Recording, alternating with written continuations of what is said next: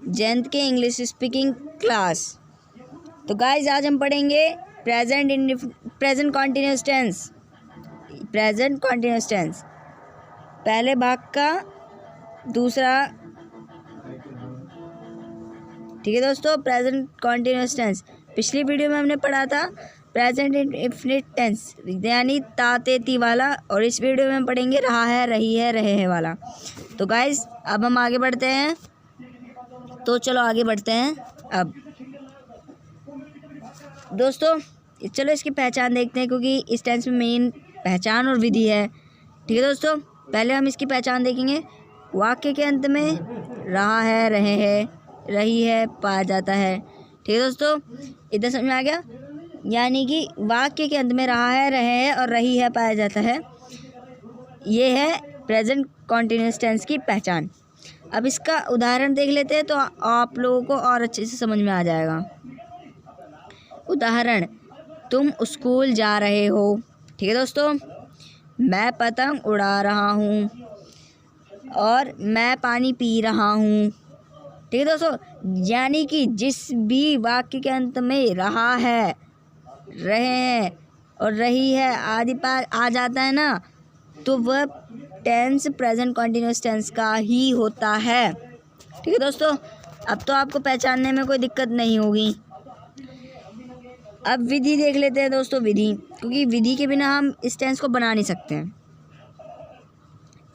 ठीक है दोस्तों, अब विधि देखते हैं। आई के साथ एम तथा वियुदे तथा प्लूरल नंबर, यानी प्लूरल नंबर की मीनिंग होती है बहुवचन। बहुवचन के साथ आर का प्रयोग किया जाता है। ठीक है दोस्तों, आई के साथ एम तथा वियुदे तथा प्लूरल नंबर यानी बहुवचन के साथ आर का प्रयोग किया जाता है। ठीक है दोस्तों, अब आपके दिमाग में एक बात घूम रही होगी, ये आई के साथ में एम क्यू यूज़ किया जाता है और वी के साथ में आर क्यू यूज़ किया जाता है। आई के साथ में एम इसलिए यूज़ किया जाता है दोस्तों, क्योंकि आई के साथ में आर यूज़ नहीं होता, और वियुदे और बहुवचन के साथ में आर का यूज़ इसलिए होता है क्योंकि ये एक लोगों से अधिक होते हैं। ठीक है दोस्तों, और आई के साथ एम का यूज़ इसलिए होता है क्योंकि वह आई मतलब मैं अकेला हूँ, तो जाहिर सी बात है आई के साथ एम यूज़ होगा, और वियुदे तथा बहुवचन के साथ आर यूज़ होता है। ये डाउट आपका दूर हो गया। चलो हम नेक्स्ट पार्ट पर पढ़ते हैं।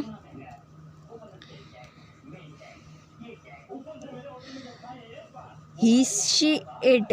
तो दोस्तों अब हम पढ़ेंगे ही शी इट। ही का मतलब होता है वह, लेकिन वो लड़कों के लिए यूज़ होता है, और शी का मतलब होता है वह लड़कियों के लिए, और इट का मतलब वही निर्जीव वस्तु। ठीक है, जैसे book, table, mobile, pencil, pen. ठीक है दोस्तों, बहुत सारी चीज़ें हैं। अब आगे पढ़ते हैं हम। ही शी इट तथा बहुवचन, यानी सिंगुलर का मतलब होता है सिंगुलर नंबर यानी एक वचन। ठीक है दोस्तों, एक वचन का मतलब होता है सिंगुलर नंबर के साथ इसका प्रयोग किया जाता है। समझ में आ गया दोस्तों?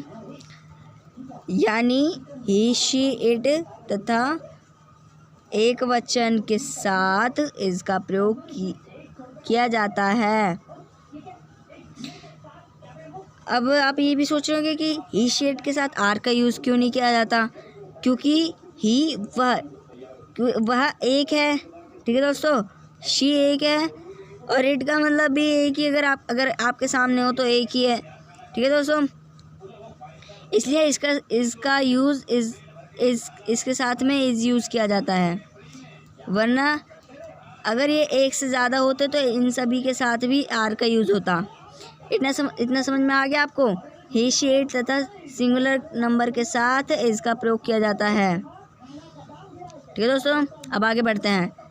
लेकिन इन सभी के साथ वर्ब की मीनिंग होती है क्रिया।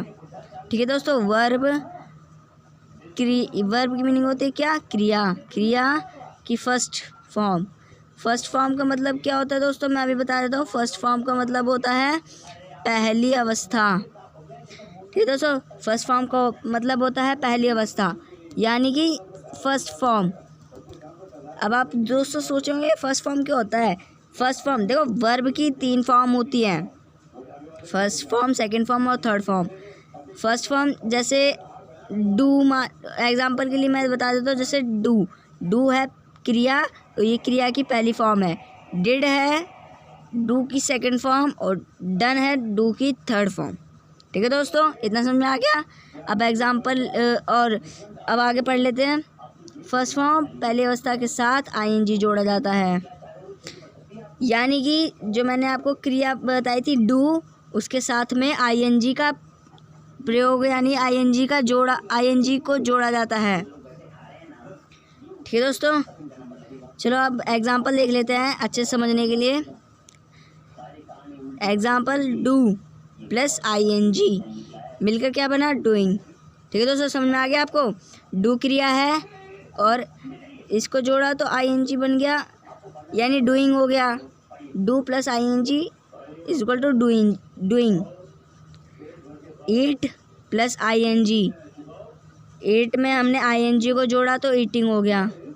ठीक है दोस्तों, ईट भी एक क्रिया है। ठीक है, अब एग्जांपल देख लेते हैं। मैंने इसके कुछ सेंटेंस बनाए हैं। आई के साथ में sorry, I am going to school. ठीक है दोस्तों, एग्जांपल है I am going to school, यानी मैं स्कूल जा रहा हूँ।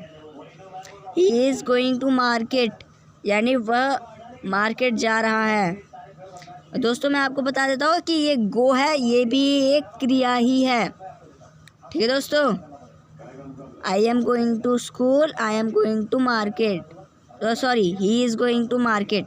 ठीक है दोस्तों, समझ में आ गया। अब आगे देखते हैं।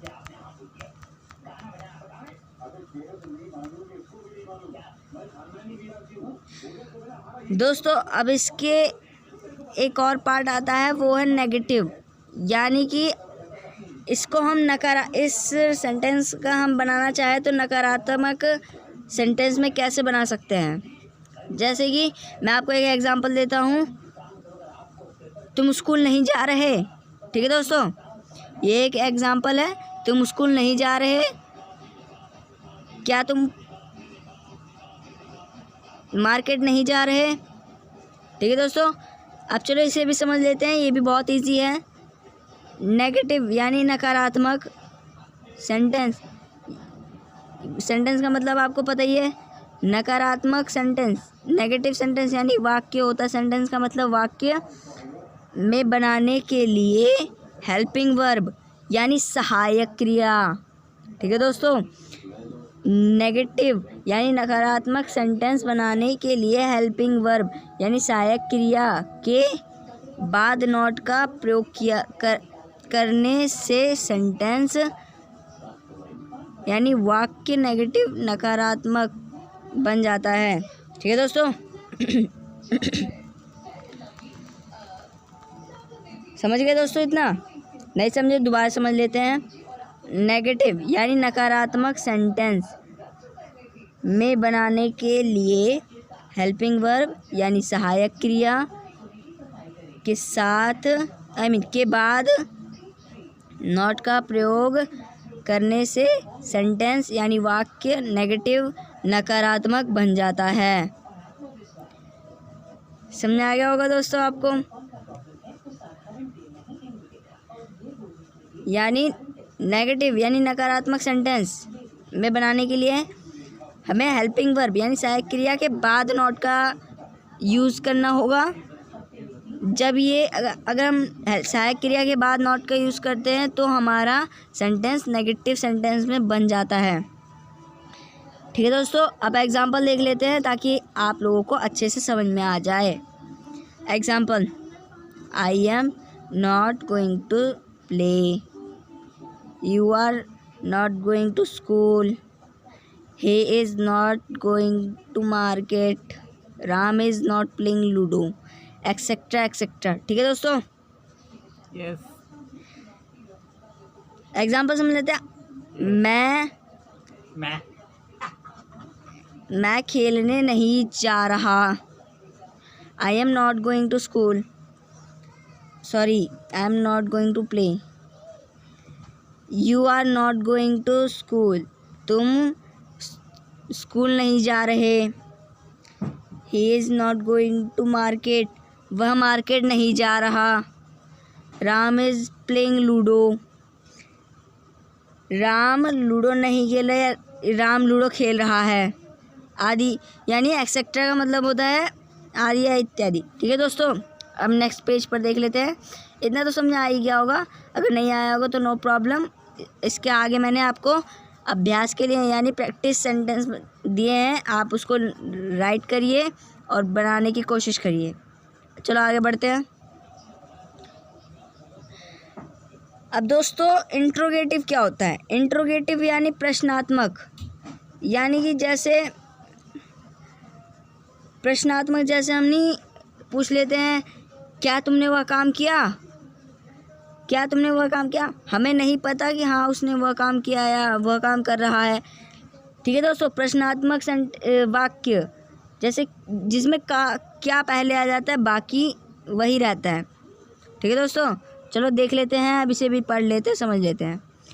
वाक्य को इंट्रोगेटिव सेंटेंस में बनाने के लिए हमें हेल्पिंग वर्ब यानी सहायक क्रिया, ये लिखा सहायक क्रिया को सब्जेक्ट वर्ब और ऑब्जेक्ट, ठीक है दोस्तों, सब्जेक्ट वर्ब और ऑब्जेक्ट के पहले प्रयोग किया जाता है।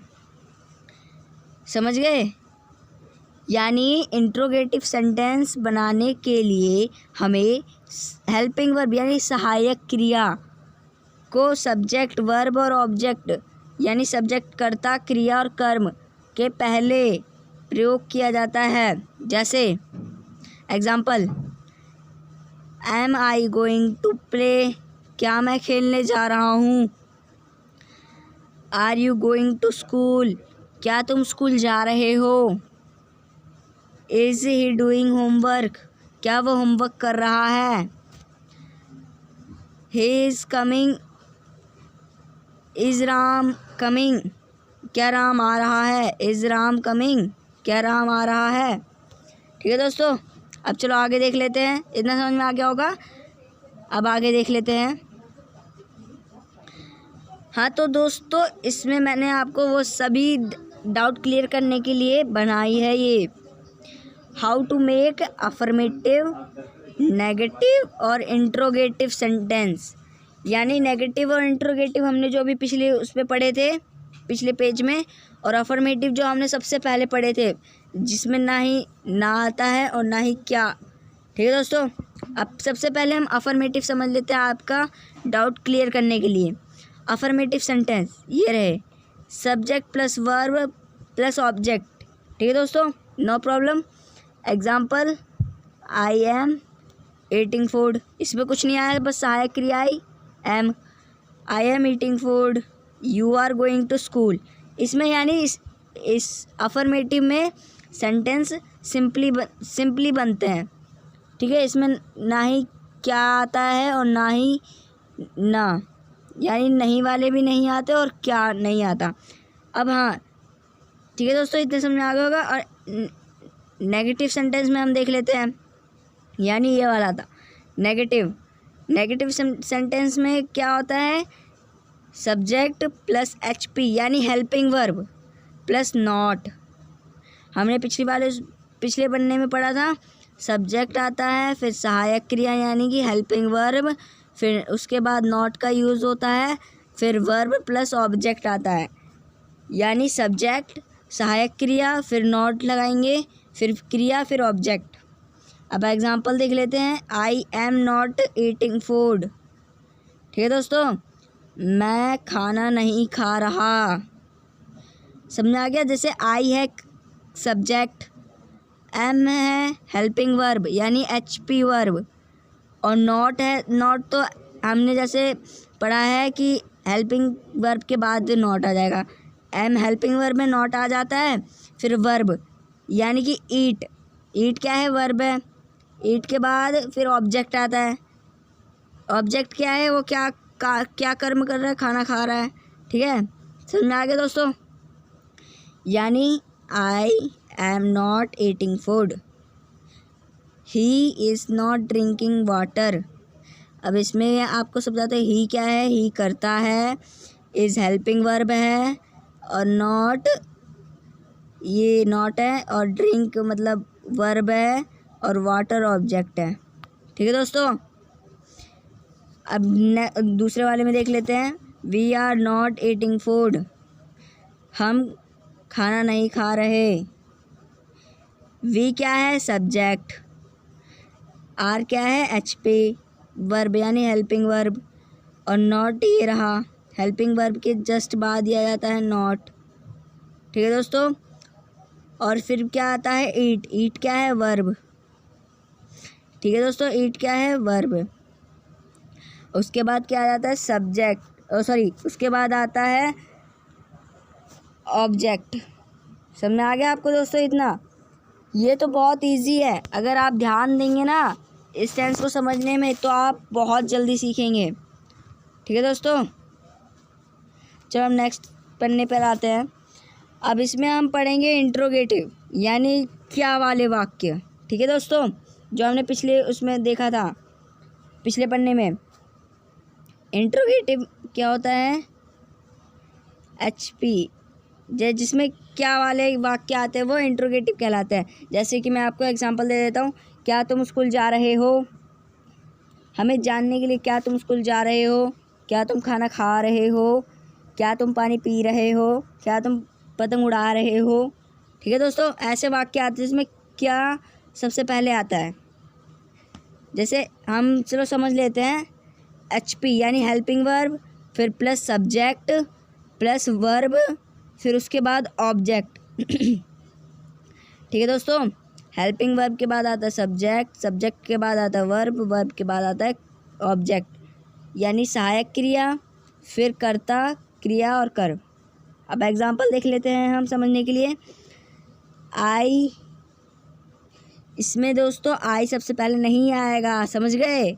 इसमें आएगा हेल्पिंग वर्ब यानी कि एम, फिर आएगा सब्जेक्ट, सब्जेक्ट क्या है, आई, फिर वर्ब क्या है, ईट, ईट में हम ING जोड़ेंगे तो ईटिंग हो जाता है, फिर ऑब्जेक्ट क्या कर्म कर रहा है, फूड खा रहा है यानी खाना खा रहा है।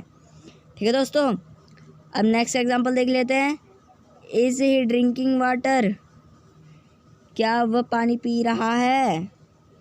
इस क्या है, हेल्पिंग वर्ब है, सब्जेक्ट क्या है, ही यानी वह, वर्ब क्या है, ड्रिंक, ड्रिंक में ING जोड़ेंगे तो ड्रिंकिंग हो जाएगा, ऑब्जेक्ट क्या है, वर्ब।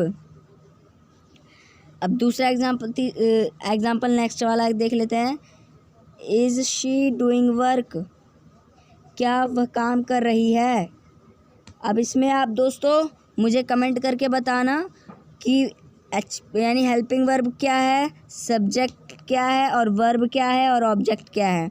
ठीक है दोस्तों, ये 3 वाक्य आपके लिए हैं जो आप मुझे कमेंट करके बताएंगे कि subject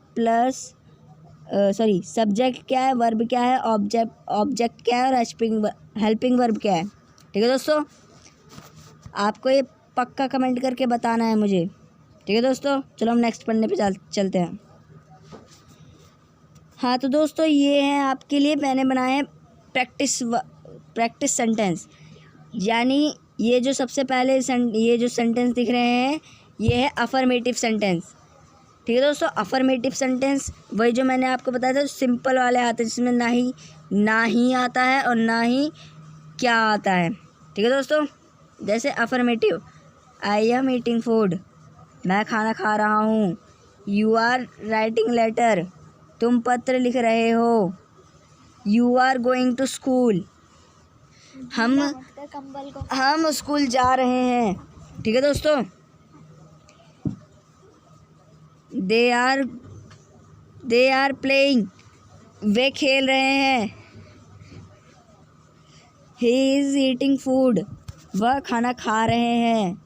she is going market, ये लिखा शी इज़ गोइंग मार्केट, वह बाज़ार जा रहे हैं, जा रही है।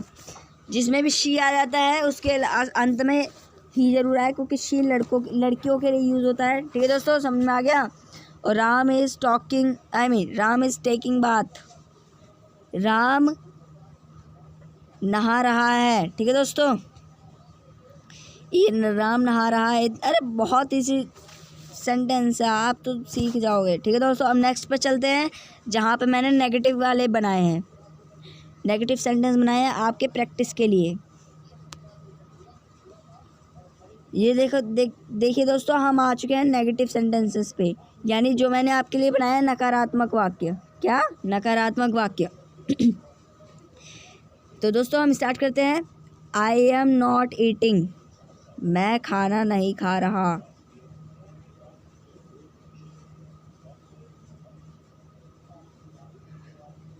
यू आर नॉट राइटिंग, तुम पत्र नहीं लिख रहे।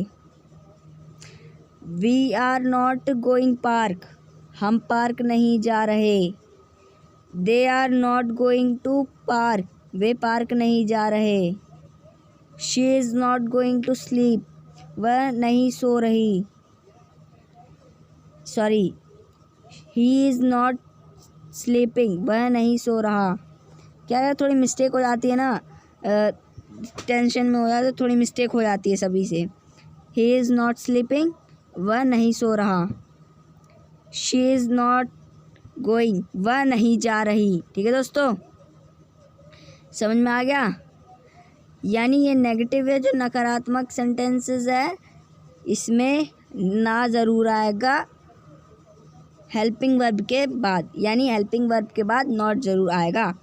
ठीक है दोस्तों, ये आप अपने बनाइए और बिना देखे लिखिए। एक बार आप ऐसा करेंगे, फिर आपको धीरे धीरे आने लग जाएगी इंग्लिश। ठीक है दोस्तों, चलो नेक्स्ट देखते हैं।